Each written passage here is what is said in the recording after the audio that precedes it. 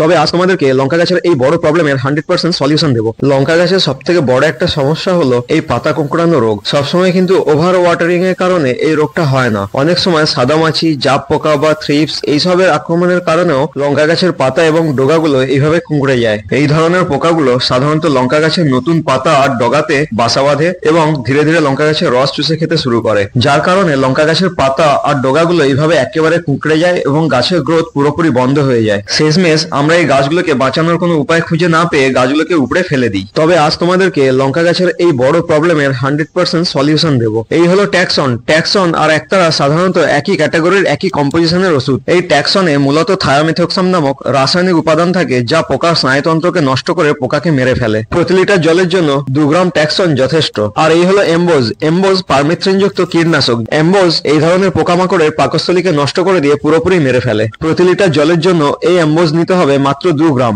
আমি এখানে 2 লিটার জলে 4 গ্রাম এমবোজ এবং 4 গ্রাম ট্যাক্সন নিয়ে খুব ভালো করে মিশিয়ে নিলাম। এটাকে ভালো করে ঝাঁকিয়ে নিয়ে 5 মিনিট রেখে দিলে এইগুলো জলের সাথে খুব ভালোভাবে মিশে যায়। 10 মিনিট পরে এই মিশ্রণটাকে আক্রান্ত গাছগুলোতে খুব ভালোভাবে এইরকম স্প্রে করে পুরোপুরি ভিজিয়ে দিতে হবে, যেন কোনো পাতা বা ডালপালা বাদ না যায়। এই কাজটা যদি আমরা 3 দিন ছাড়া ছাড়া 3 থেকে 4 বার করতে পারি, তাহলে এই এফেক্টেড গাছগুলো আবার পুনরায় আগের অবস্থায় ফিরে আসবে এবং নতুন করে গ্রোথ শুরু হবে আর গাছে প্রচুর পরিমাণে ফুল আসতে শুরু করবে। এই কীটনাশক স্প্রে করার সব থেকে ভালো সময় হচ্ছে সকালবেলা, যখন সূর্যের আলোর তেজ থাকে না, আর তা না হলে বিকেল বেলা যখন সূর্য ডোবার সময় হয়। দুপুরে রোদের তাপ অনেক বেশি থাকে। এই সময় যদি আমরা এই কীটনাশক গাছে ব্যবহার করি, তাহলে গাছের পাতা পুড়ে যেতে পারে, নতুন ডগাগুলো পুড়ে যেতে পারে, এছাড়া গাছে আরো অনেক ক্ষতি হতে পারে। সেই কারণে যখন রোদের তাপ একেবারে কম থাকে, সেই সময় এই ওষুধ গাছে স্প্রে করা খুবই ভালো। নন এফেক্টেড গাছগুলোতেও আমরা এই কীটনাশক ব্যবহার করতে পারি, তবে সেক্ষেত্রে 20 দিনে বা 25 দিনে একবার।